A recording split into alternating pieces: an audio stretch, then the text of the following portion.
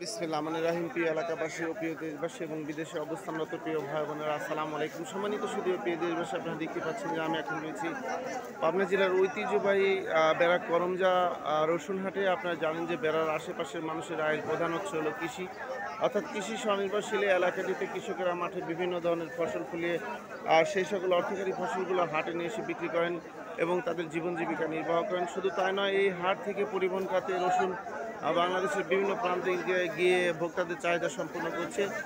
যা হোক, আজকে আমরা জানবো যে বেড়া করমজা হাটে রসুনের সর্বোচ্চ পাইকারি বাজার কত হচ্ছে। আসসালামু আলাইকুম ভাই, আজকে বেড়া করমজা হাটে রসুনের সর্বোচ্চ পাইকারি বাজার কত হচ্ছে?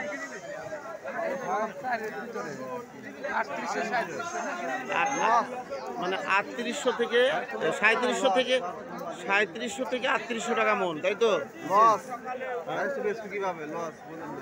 বুঝতে পারলাম, কিন্তু 3700 থেকে 3800 টাকা মন। সম্মানিত সুদীয় প্রিয় দেশবাসী, আপনারা বুঝতেই পারছেন যে আজকে বেড়া করমজা হাটে রসুনের সর্বোচ্চ পাইকারি বাজার যাচ্ছে 3700 টাকা থেকে 3800 টাকা মন। আমি আপনাদের মাঝে আবার আপডেট নিউজ নিয়ে ফিরে আসবো ইনশাল্লাহ। আসসালামু আলাইকুম।